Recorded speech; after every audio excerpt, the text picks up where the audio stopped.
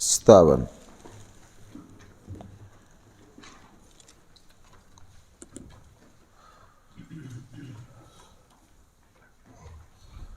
صفحہ نمبر 57 آیت نمبر ہے 50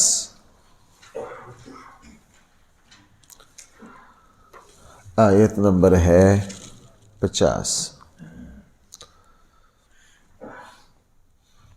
بسم اللہ الرحمن الرحیم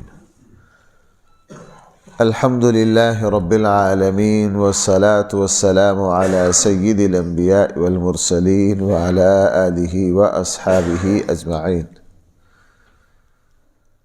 اما بعد فاعوذ باللہ من الشیطان الرجیم بسم اللہ الرحمن الرحیم وَإِذْ قُلْنَا لِلْمَلَائِكَةِ اسْجُدُوا لِآدَمَ فَسَجَدُوا إِلَّا إِبْلِيسَ كَانَ مِنَ الْجِنِّ فَفَسَقَ عَنْ أَمْرِ رَبِّهِ أَفَتَتَّخِذُونَهُ وَذُرِّيَّتَهُ أَوْلِيَاءَ مِنْ دُونِي وَهُمْ لَكُمْ عَدُوٌّ بِئْسَ لِلظَّالِمِينَ بَدَلًا صدق اللہ مولانا العظیم۔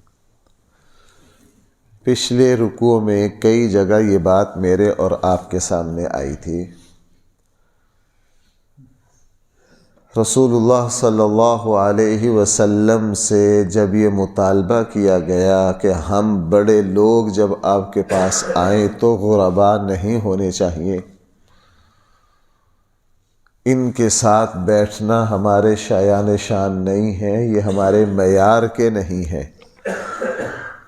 تو قرآن کریم نے رسول اللہ صلی اللہ علیہ وسلم سے فرمایا وَاصْبِرْ نَفْسَكَ مَعَ الَّذِينَ يَدْعُونَ رَبَّهُمْ بِالْغَدَاةِ وَالْعَشِيِّ يُرِيدُونَ وَجْهَهُ۔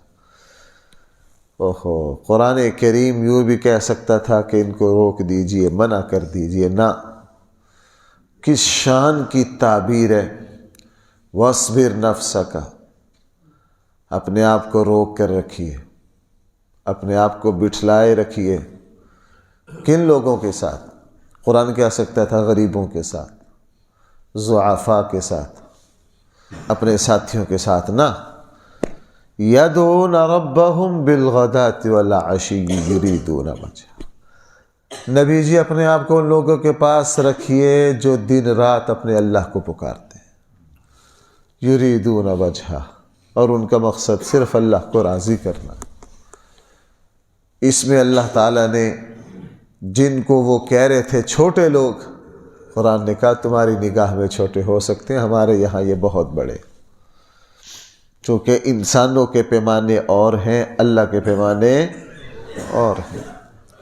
ہمارے پیمانے 2 نمبر بڑے گھٹیا، اور اللہ تعالیٰ کے پیمانے اوصاف پر، کمالات پر، تقوی پر، علم پر، نیکی پر، خشیت پر۔ اس کے بعد پھر قرآن نے دوسرا واقعہ ذکر کیا، 2 شخص، ایک مالدار اور غریب۔ اس مالدار کا باغ میں داخل ہونا، بڑی بڑی باتیں کرنا، بڑے بڑے دعوے کرنا، سوسائٹی میں اپنے مقام کو واضح کرنا، قرآن نے اس کا ذکر کیا۔ اس کے بعد کل والا جو درس آیا، کل والا جو رکوع میں 2 درس ہوئے، اس میں پھر قرآن نے کہا جناب یہ مال و دولت مٹی کے علاوہ کچھ بھی نہیں ہے، یہ دنیا کی زندگی جس پر تمہیں ناز اور غرور ہے نا، اس کی کوئی اوقات اور کوئی حیثیت نہیں ہے۔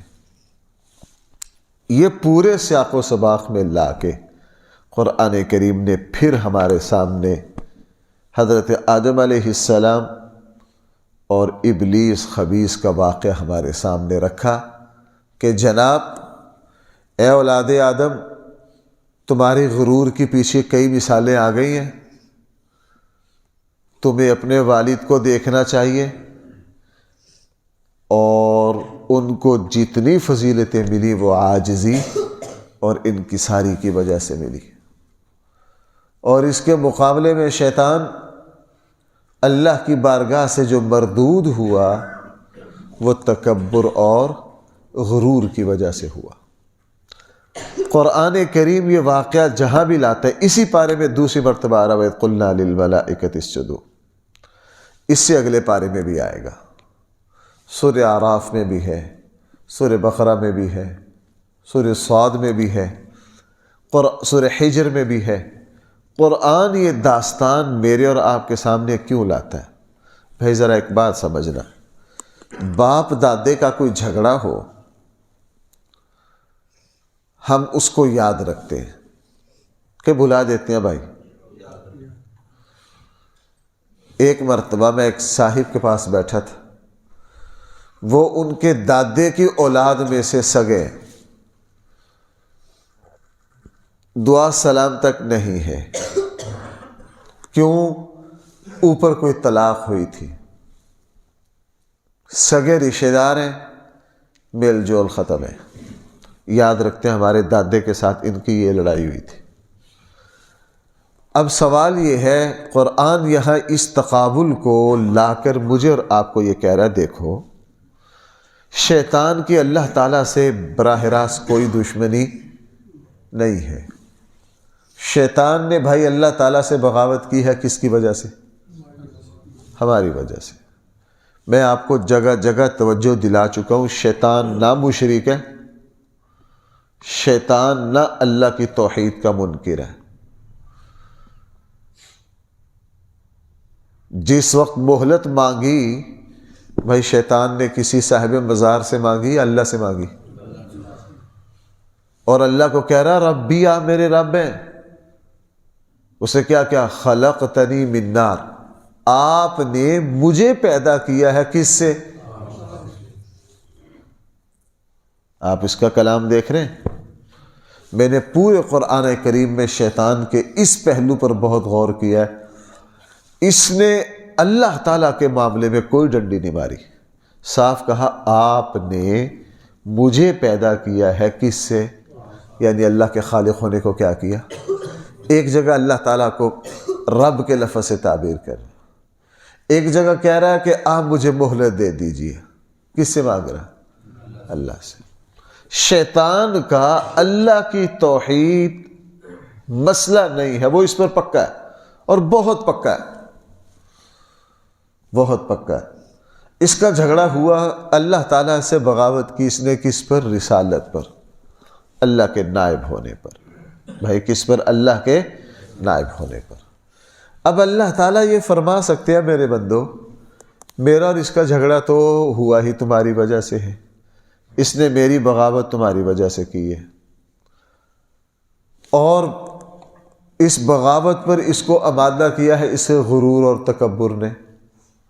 میں نے تمہیں اپنا خلیفہ اس لیے بنایا ہے، تمہارے اندر عاجزی اور انکساری ہے، تمہارے اندر کیا ہے؟ عاجزی اور انکساری ہے۔ بس مجھے اور آپ کو یہ دو وصف پکڑ لینے، جو ابن آدم، جو اولاد آدم اپنے آپ کو شیطان کی حرکت غرور سے بچا لے گا،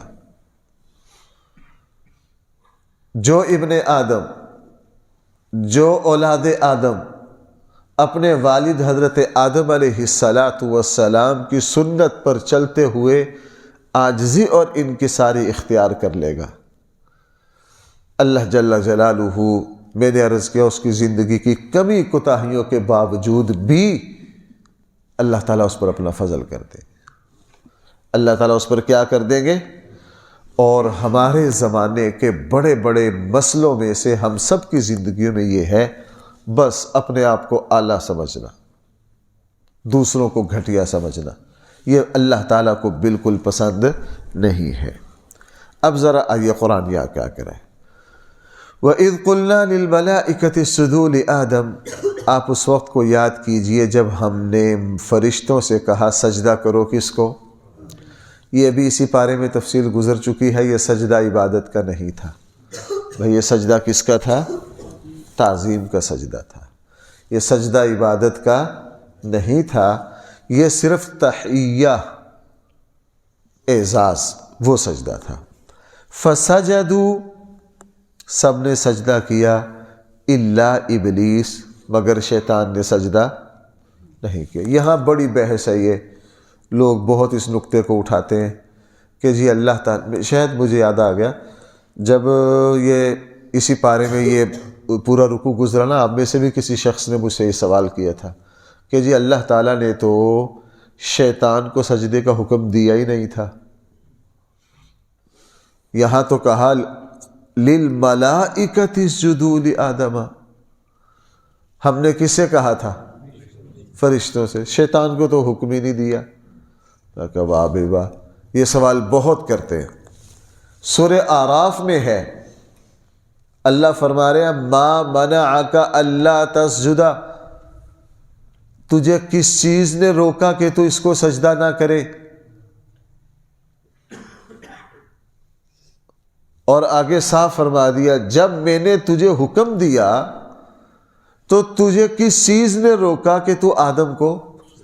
اب سورہ اعراف میں صراحت آ گئی کہ ہم نے تجھے کیا دیا ہے؟ حکم دیا ہے۔ لہٰذا یہ سوال کہ جی آدم کو تو شیطان کو تو سجدے کا حکم ہی نہیں ہوا، یہ بات درست نہیں ہے۔ کان من الجن، یہ شیطان جو ہے کن میں سے ہے؟ یہ بھی ہمارے یہاں بڑا مسئلہ چلتا ہے کہ جی یہ جنات میں سے ہے یا کن میں سے ہے۔ قرآن نے صاف کہہ دیا کان من الجن، بات ختم۔